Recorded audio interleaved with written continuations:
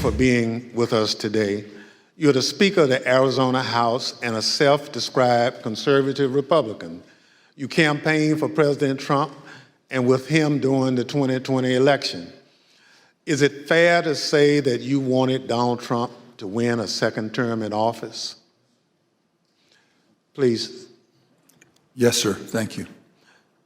And is it your understanding that President Biden was the winner of the popular vote in Arizona in 2020? Yes, sir. Thank you. Pursuant to Section 5C8 of House Resolution 503, the chair recognizes the gentleman from California, Mr. Schiff, for questions. Speaker Bowers, thank you for being with us today. Before we begin with the questions that I had prepared for you, I wanted to ask you about a statement that former President Trump issued, which I received just prior to the hearing. Have you had a chance to review that statement? My counsel called from Arizona and read it to me. Yes, sir. In that statement, I won't read it in its entirety. Former President Trump begins by calling you a rhino, Republican in name only.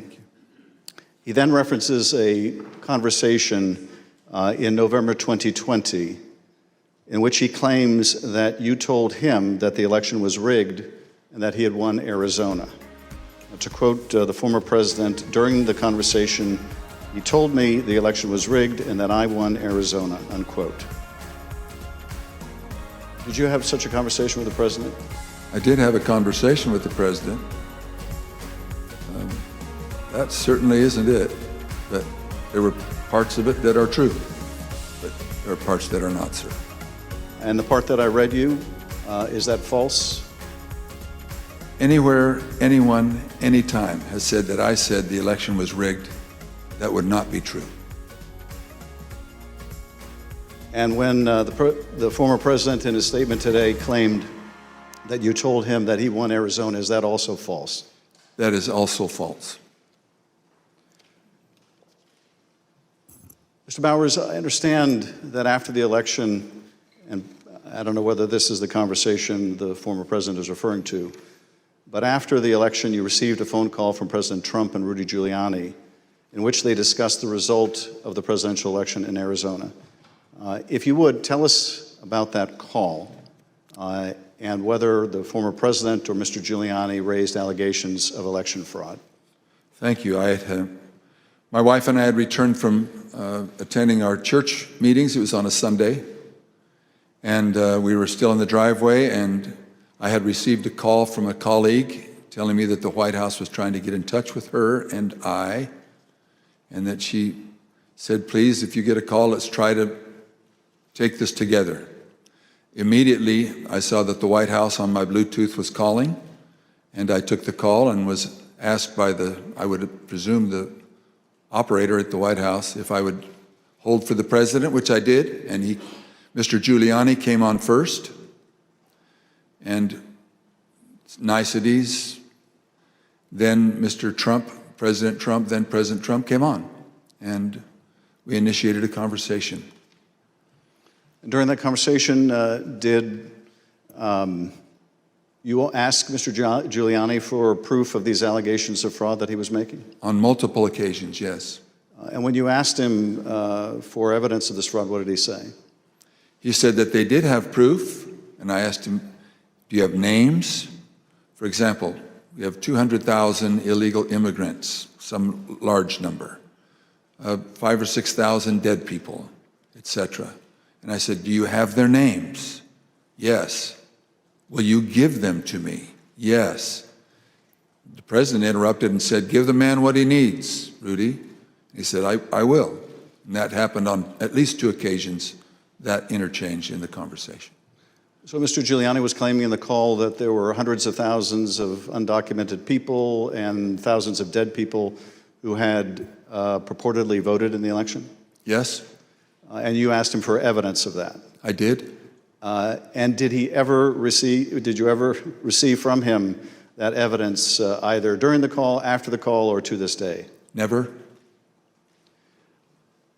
What was the ask during this call? He was making these allegations of fraud, but he had something or a couple things that they wanted you to do. What were those? The ones I remember were first that we would hold, that I would allow an official committee at the Capitol so that they could hear this evidence and that we could take action thereafter. And I refused. I said, up to that time, the circus, I called it a circus, had been brewing with lots of demonstrations, both at the counting center, at the Capitol, and other places. And I didn't want to have that in the House.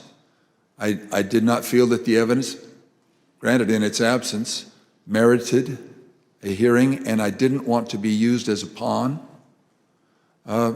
if there was some other need that the committee hearing would fulfill.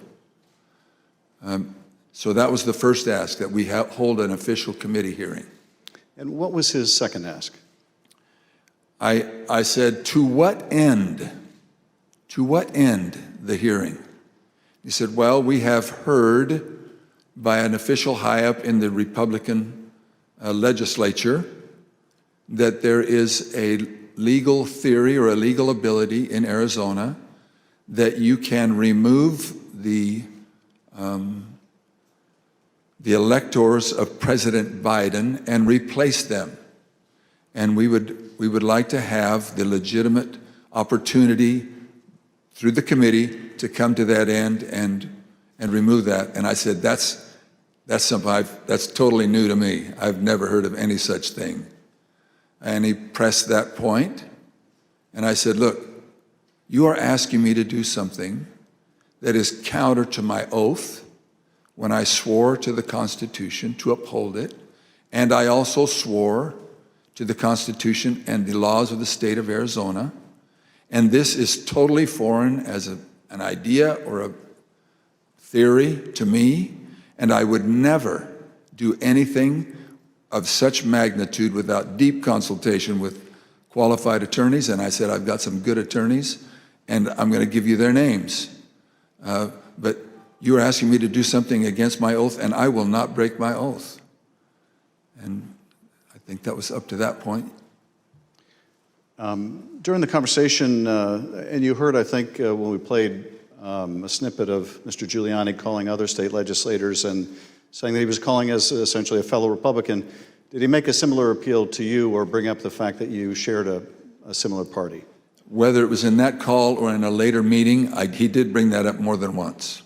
And how would he bring that up? He would say, aren't we all Republicans here? I would think we would get a better reception. I mean, I would think you would listen a little more open to my suggestions, that we're all Republicans. And this evidence that you asked him for that would justify this extraordinary step, I think you said they never produced. Why did you feel, either in the absence of that evidence or with it, what they were asking you to do would violate your oath to the Constitution? First of all, when the people, and in Arizona, I believe it was some 40 plus years earlier, the legislature had established the manner of electing our officials, or the electors for the presidential race. Once it was given to the people, as in Bush v. Gore, illustrated by the Supreme Court, it becomes a fundamental right of the people. So as far as I was concerned, for someone to ask me I would call it a paucity, there was no evidence being presented of any strength. Evidence can be hearsay evidence, it's still evidence, but it's still hearsay. But strong judicial quality evidence, anything that would say to me, you have a doubt, deny your oath. I will not do that. And on more than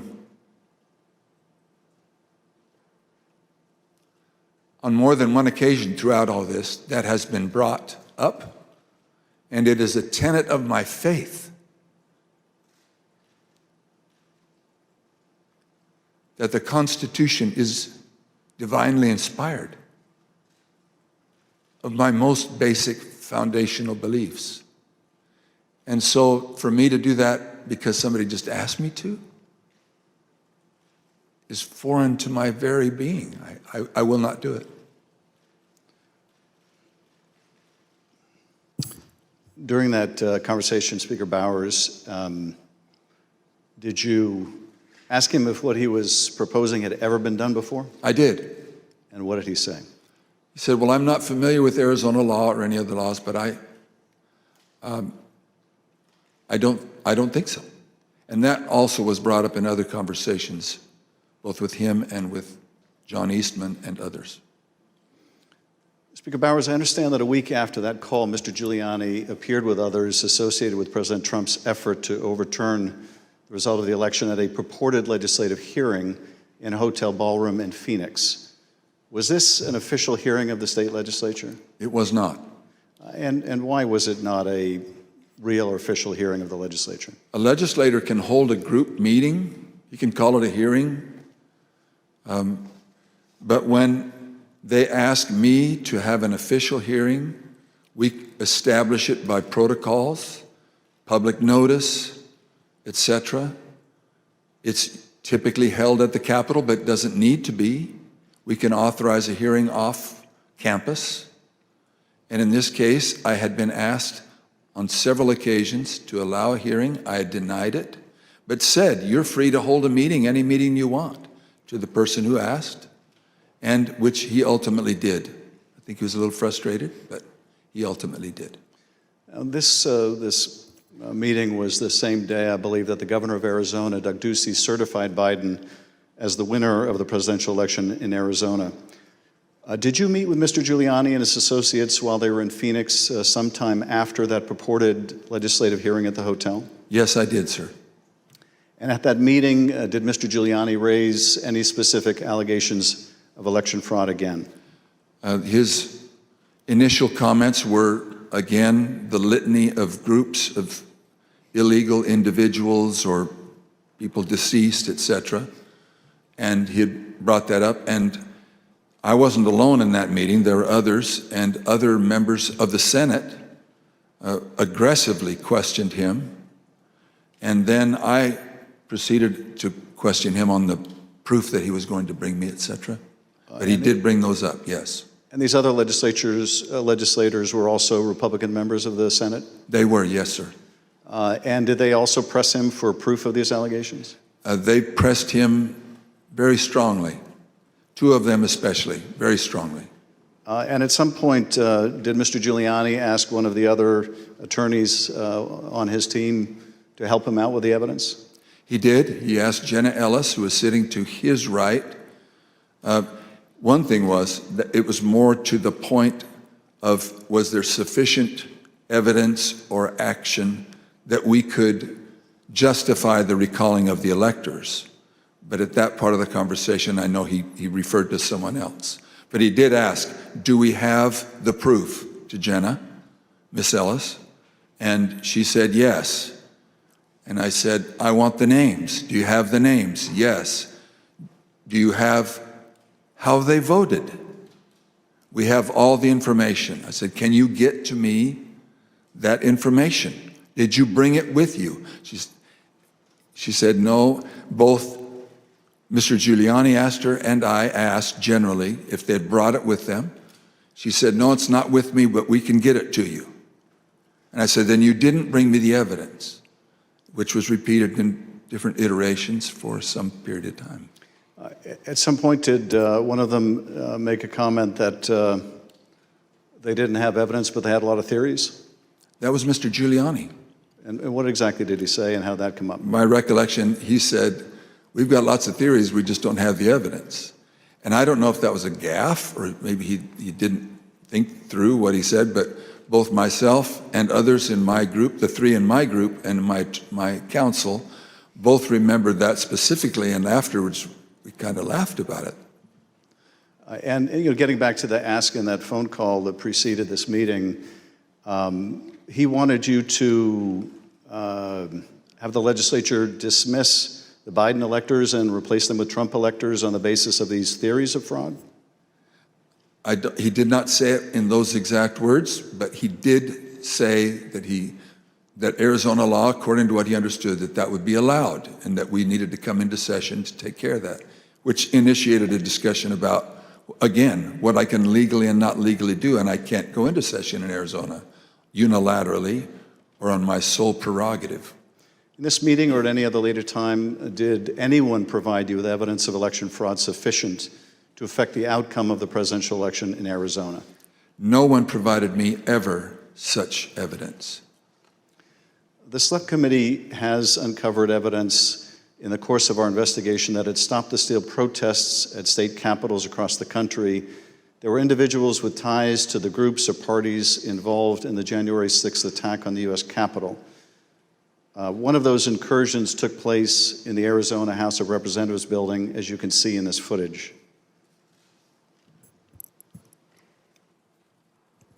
This is previously undisclosed video of protesters illegally entering and refusing to leave the building. One of the individuals prominently shown in this video is Jacob Chansley.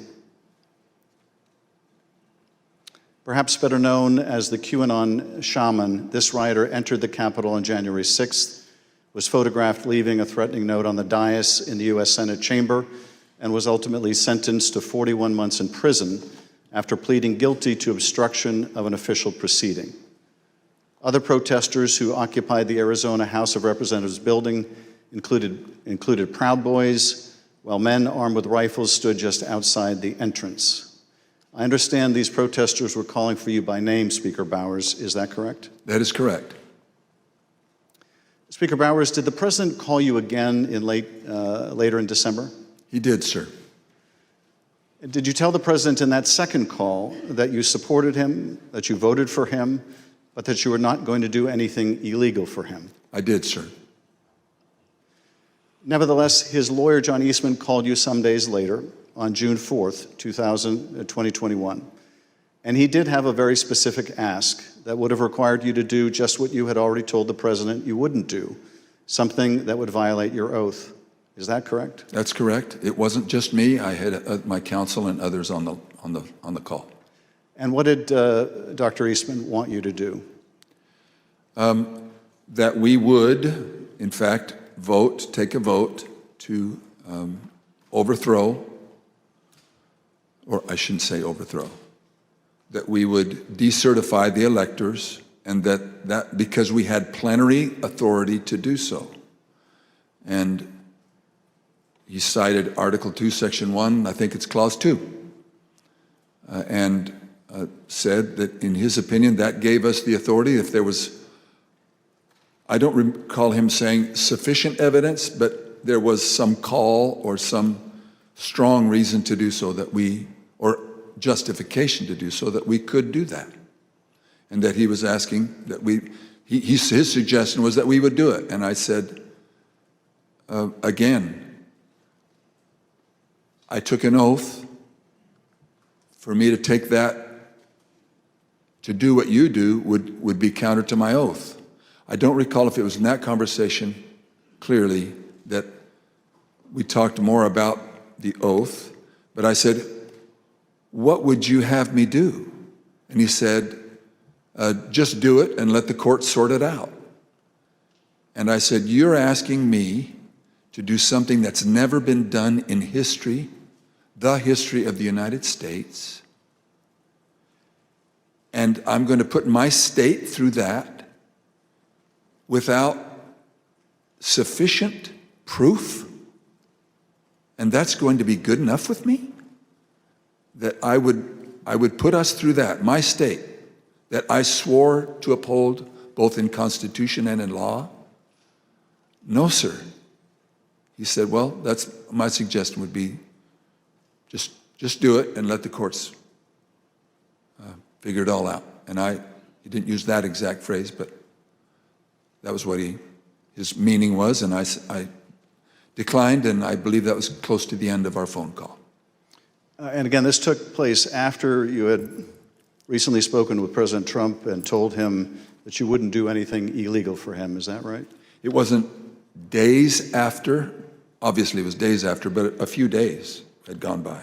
But you had told President Trump you would not do anything illegal for him. I did, both times. And you told Dr. Eastman that you did not believe there was legal support to justify what he was asking, but he still wanted you to do it and effectively let the courts work it out? I've been warned, don't say things you think maybe he said, but I do remember him saying that the authority of the legislature was plenary and that you can do it. I said, then you should know that I can't even call the legislature into session without a 2/3 majority vote. We're only 30 plus 1. There's no way that could happen. But in your view, what he was asking you to do would have violated your oath to the Constitution, both the United States Constitution and the Constitution of the state of Arizona. Yes, sir. Did you also receive a call from U.S. Representative Andy Biggs of Arizona on the morning of January 6th? I did. And what did Mr. Biggs ask you to do? I believe that was the day that the vote was occurring to each state to have certification, or to declare the certification of the electors. And he asked if I would sign on both to a letter that had been sent from my state and or that I would support the decertification of the electors. And I said I would not. Mr. Speaker, on December 4th, 2020, shortly after your meeting with Rudy Giuliani and other allies of President Trump, you released a statement publicly addressing, quote, calls for the legislature to overturn the 2020 certified election results.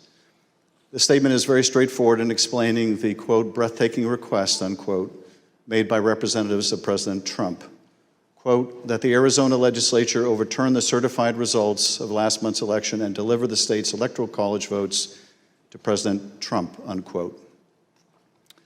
Why did you believe, as you wrote in this statement, that the rule of law forbid you from doing what President Trump and his allies wanted you to do?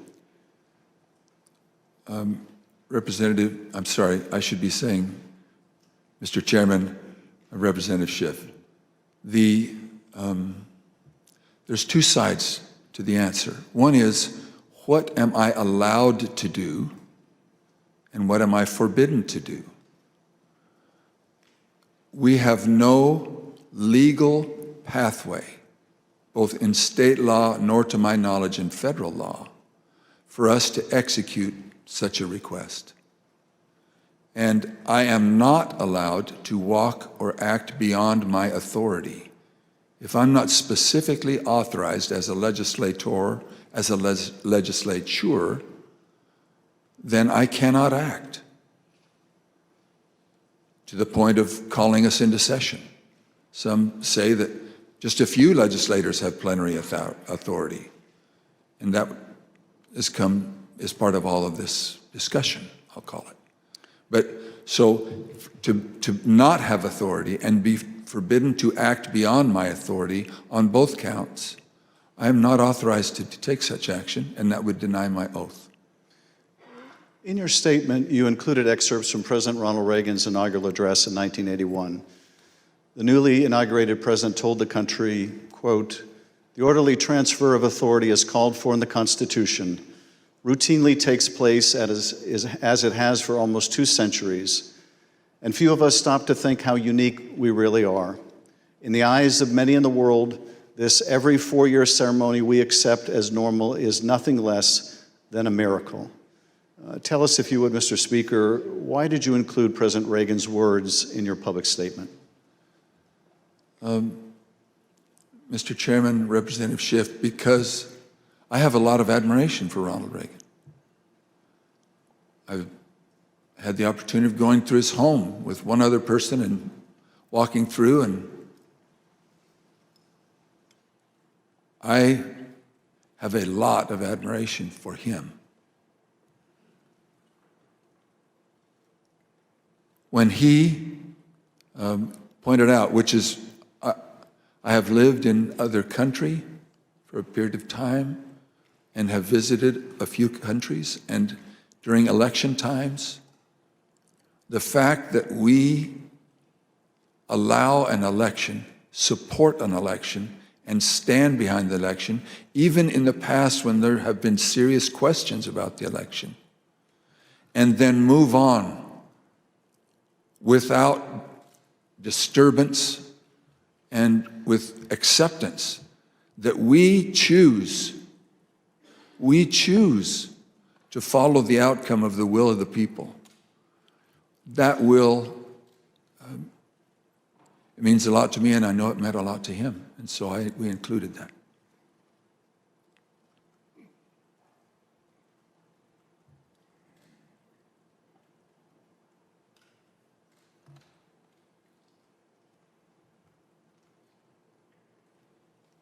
Thank you, Speaker Bowers.